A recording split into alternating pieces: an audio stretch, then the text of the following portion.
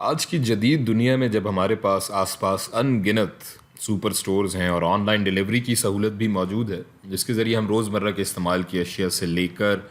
دنیا کی ہر شے گھر بیٹھے منگوا سکتے ہیں، ہمارے لیے یہ تصور کرنا ذرا مشکل ہے کہ انسانی تاریخ میں انسانی آبادی کی تعداد ہماری پیداوار اور زراعت پیدا کرنے یا زمین سے انسانی استعمال کے قابل خوراک حاصل کرنے کی ہماری صلاحیت کی وجہ سے محدود رہی ہے۔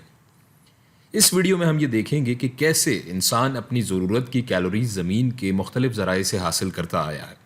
اور کیسے یہ عنصر کسی بھی انسانی آبادی کے گروہ کی تعداد اور اس میں کمی بیشی کا تعین کرتا ہے۔ یہاں کچھ آدمی کھانے کی تلاش میں ہیں، یہ ہنٹر گیدررز ہیں یا شکاری خانہ بدوش جو گھوم پھر کر شکار یا کھانے پینے کی تلاش کرتے ہیں، لہٰذا وہ گھوم پھر کر یا تو جانوروں کو مارنے کی کوشش کریں گے یا ایسی چیزیں ڈھونڈیں گے جو وہ کھانے کے لیے استعمال کر سکتے ہیں۔ یہ ہماری انسانی تاریخ کا پہلا دور ہے۔ بنی نوع انسان کی پوری تاریخ میں اکثر انسانوں نے یہی کیا ہے، اور انہیں ہم ہنٹر گیدررز کہتے ہیں۔ یہاں ہم ایک چارٹ دیکھتے ہیں جس میں ہم دیکھتے ہیں کہ یہ لوگ فی مربع کلومیٹر کے علاقے سے کتنی کیلوریز یا حرارے جمع کر پاتے تھے۔ اس کا دار و مدار کسی بھی علاقے کی جغرافیائی خد و خال، موسم، پانی کے ذرائع وغیرہ پہ ہوتا تھا۔ مثلا کسی ہری بھری چراگاہ میں جانور زیادہ ہوں گے اور دریا یا چشمے وغیرہ میں مچھلیوں کی وجہ سے زیادہ کیلوریز حاصل ہونے کا چانس ہے، جبکہ کسی صحرائی علاقے کی صورتحال بالکل مختلف ہوگی۔ اس طرح کے علاقے میں تقریباً 200 کیلوریز فی مربع کلومیٹر یومیہ حاصل ہو سکتی ہیں۔ اب اگر یہ فی مربع کلومیٹر یومیہ کیلوریز کی تعداد ہے تو ایک مربع کلومیٹر میں اس حساب سے کتنے انسان رہ سکتے ہیں، سروائیو کر سکتے ہیں۔ یہ جاننے کے لیے ہمیں اس بات کا علم ہونا ضروری ہے کہ انسان کو زندہ رہنے کے لیے اوسطاً کتنی کیلوریز کی ضرورت ہوتی ہے۔ فرض کر لیتے ہیں کہ ایک انسان کو زندہ رہنے کے لیے روزانہ 2000 کیلوریز کی ضرورت ہوتی ہے، تو اس مفروضے کے ساتھ کہ ایک انسان اوسطاً ایک دن میں 2000 کیلوریز کھا سکتا ہے، یہ زمین کتنے انسانوں کو خوراک مہیا کر سکتی ہے؟ اگر ایک مربع کلومیٹر 200 کیلوریز فراہم کر سکتا ہے اور اگر ایک انسان کی یومیہ ضرورت 2000 کیلوریز ہیں، تو اس حساب سے ایک انسان کو 10 مربع کلومیٹر کا علاقہ درکار ہوگا اس کی یومیہ غذائی ضرورت پوری کرنے کے لیے، اور 30 سے 40 مربع کلومیٹر علاقہ درکار ہوگا ایک چھوٹے خاندان کی ضرورت پوری کرنے کے لیے اس قسم کے علاقے میں۔ اب ہم اس دوسرے علاقے کی طرف آتے ہیں جسے ہم چراگاہ قسم کا علاقہ کہہ سکتے ہیں۔ یہاں سبزہ اور نباتات موجود ہیں جو انسان خود بھی خوراک کے طور پہ استعمال کر سکتے ہیں اور جانور بھی اسے استعمال کر سکتے ہیں، اور پھر ان جانوروں کو انسان بطور خوراک یا کیلوریز استعمال کر سکتے ہیں۔ یہ ایک طرح کی ابتدائی ٹیکنالوجی کی شکل تھی جب انسانوں نے دریافت کیا کہ کس طرح کیلوریز کے ان ذرائع کو بھی استعمال شدہ کیلوریز میں تبدیل کیا جا سکتا ہے جنہیں براہ راست خوراک کے طور پر استعمال کرنا انسانوں کے لیے ممکن نہیں۔ جیسے کہ یہ چرواہا یہاں اس گھاس کو بطور کیلوریز استعمال نہیں کر سکتا، لیکن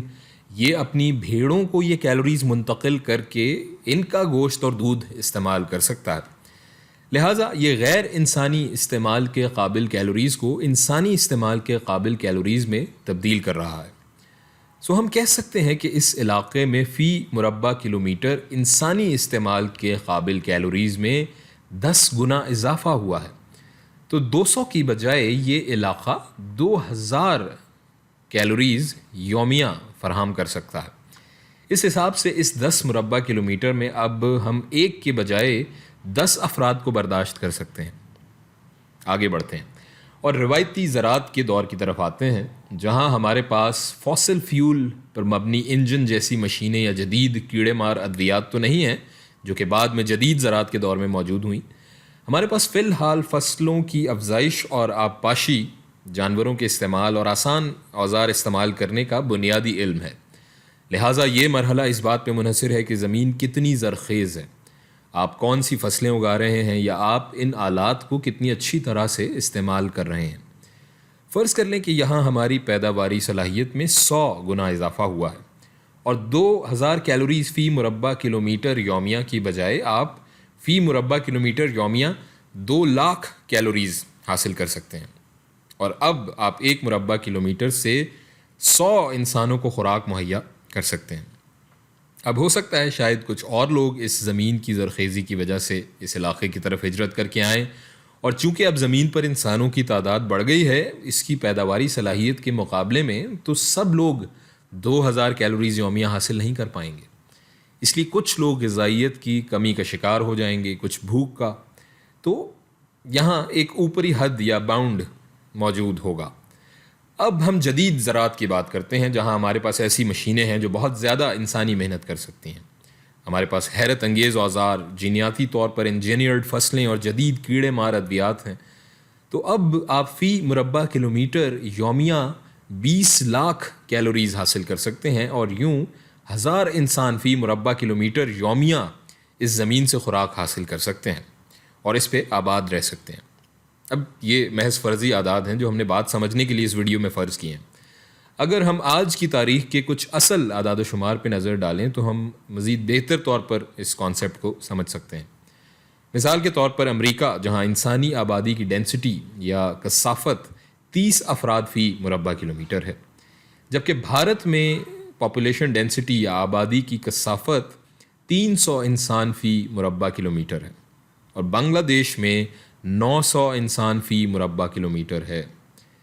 زمین کی پیداواری صلاحیت اور انسان کی محنت، یہ وہ 2 عناصر ہیں جو انسانی تاریخ میں انسانی آبادی کی کثافت کا تعین کرتے آئے ہیں۔ آج جبکہ انسانی ترقی اور ٹیکنالوجی کے استعمال کے باعث ہم زمین سے اس کی میکسیمم کیپیسٹی پر پیداوار حاصل کر رہے ہیں، اسی لیے آبادی میں بھی تیزی سے اضافہ ہو رہا ہے، لیکن آہستہ آہستہ زمین کی پیداواری صلاحیت سیچوریٹ ہو رہی ہے، مگر